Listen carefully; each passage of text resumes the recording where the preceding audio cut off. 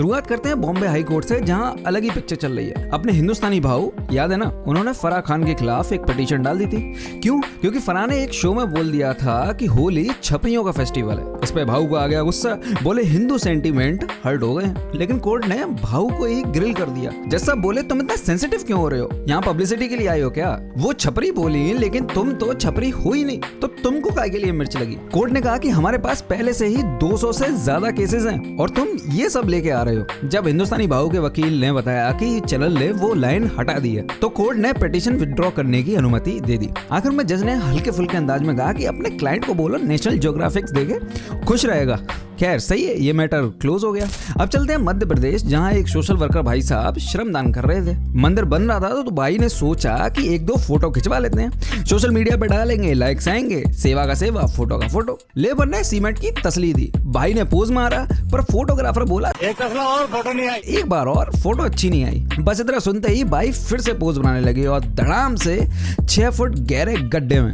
वहां खड़ा लेबर भी देखता रह गया कि ये सोशल वर्क हो रहा है या कॉमेडी शो। चोट तो हल्की आई पर बेइज्जती फुल ऑन इंटरनेशनल हो गई। भला उस कॉन्ट्रैक्टर का जिसने चेयरमैन साहब से पहली तसली डालने की रिक्वेस्ट की थी। भाई दिल से सेवा करो, कैमरा से नहीं। अब एक कहानी छत्तीसगढ़ से, जहां कांग्रेस ने बीजेपी सरकार पर तगड़ा आरोप लगाया। कहते हैं कि ट्राइबल बच्चों के लिए 160 स्टील के जग खरीदे गए 51 लाख रुपए में। मतलब एक जग, सुनो ध्यान से सुनना, एक जग 32,000 रुपए का। कांग्रेस ने पूछा भाई ये स्टील का जग है या सोने का? उन्होंने कहा कि बेशर्मों ने आदिवासी बच्चों के भी पैसे नहीं छोड़े। उधर बीजेपी कह रही है कि ये सब झूठ है, करप्ट कांग्रेस झूठ फैला रही है, ऐसी कोई खरीदारी हुई ही नहीं। सरकारी डिपार्टमेंट ने भी सफाई दी है कि प्रपोजल था पर हाई प्राइस की वजह से कैंसिल कर दिया गया था, कोई पेमेंट हुई ही नहीं। अब सच क्या है झूठ क्या है ये तो जांच के बाद ही पता चलेगा, अगर होगी तो। पर 32,000 का जग, भाई इसमें पानी पिएंगे या माल्या का कर्जा उतारेंगे? अब अगली खबर इंदौर से है जो थोड़ी गंभीर है। यहाँ ट्रांसजेंडर कम्युनिटी में भयंकर बवाल मचा हुआ है।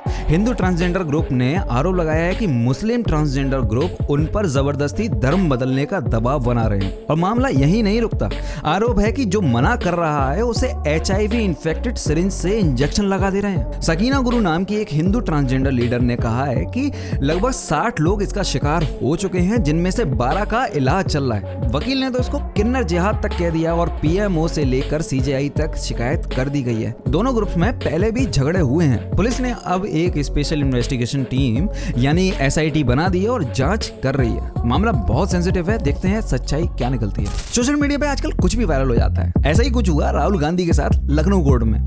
उनकी एक सेल्फी वायरल हो गई और बीजेपी के अमित मालविया ने शेयर करके लिखा कि देखो जो जज केस सुनना है वही राहुल गांधी के साथ सेल्फी ले रहा है। इसके बाद तो हंगामा हो गया और जल्दी ही इसकी पोल खुल गई। पता चला कि सेल्फी लेने वाला बंदा जज नहीं बल्कि सैयद महमूद हसन नाम का एक वकील था। फैक्ट चेकर्स ने असली जज आलोक वर्मा की फोटो निकाली जो बिल्कुल अलग दिखते हैं। इसके बाद अमित मालविया ने अपना ट्वीट डिलीट कर दिया, लेकिन तब तक रायता फैल चुका था। भाई शेयर करने से पहले थोड़ा चेक कर लिया करो। अब एक खबर एंटरटेनमेंट की दुनिया से जो थोड़ी चिंता वाली है। हम सबके चैते शो पंचायत के गणेश यानी एक्टर आसिफ खान, उन्हें 2 दिन पहले हार्ट अटैक आया था। उन्हें मुंबई के कोकिलाबेन हॉस्पिटल में एडमिट कराया गया। आसिफ अभी केवल 34 साल के हैं। खुशी की बात यह है कि उनकी हालत अभी स्थिर है और वो रिकवर कर रहे हैं। उन्होंने इंस्टाग्राम पर पोस्ट करके अपने फैंस को शुक्रिया कहा और लिखा, जिंदगी बहुत छोटी है, एक भी दिन को लाइटली मत लो, एक पल में सब कुछ बदल सकता है। खैर आसिफ ने मिर्जापुर, जामतारा जैसे शोज में भी बेहतरीन काम किया है। हम सब उनके जल्द से जल्द ठीक होने की दुआ करते हैं। गेट वेल सून भाई।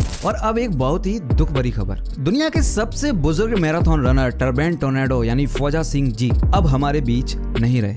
114 साल की उम्र में पंजाब में उनके गांव के पास जालंधर पठानकोट हाईवे पर एक गाड़ी ने उनको टक्कर मार दी। वो पैदल घूमने निकले थे जब एक तेज रफ्तार टोयोटा फॉर्च्यूनर ने उन्हें हिट किया और ड्राइवर गाड़ी लेके भाग गया। पुलिस ने 30 घंटे के अंदर ही आरोपी को ढूंढ निकाला। पकड़ा गया है अमृतपाल सिंह ढिल्लोन, एक 26 साल का कनाडा बेस्ड NRI जो हाल ही में इंडिया आया था। पुलिस ने CCTV फुटेज और एक्सीडेंट स्पॉट से मिली हेडलाइट के टुकड़ों से गाड़ी को ट्रैक किया था। अमृतपाल ने अपना गुनाह कबूल कर लिया है और कहा है कि एक्सीडेंट के बाद वो डर गया था इसलिए रुका ही नहीं। उसका कहना है कि उसे पता ही नहीं था कि जिसे उसने टक्कर मारी है वो महान फौजा सिंह थे। ये बात उसे खबरों से पता चली। और सबसे ज्यादा दिल तोड़ने वाली बात ये है कि फौजा सिंह जी ने एक बार कहा था कि उन्हें पंजाब अनसेफ लगता है और वो अपनी जिंदगी के आखिरी दिन लंदन में गुजारना चाहते थे। उन्हें डर था कि यहाँ कोई भी चाकू मार के लूट के भाग सकता है। अफसोस कि उनकी ये इच्छा अधूरी रह गई। देश के लिए एक मेडल ना जीत पाने का उन्हें हमेशा मलाल था। एक लेजेंड, एक इंस्पिरेशन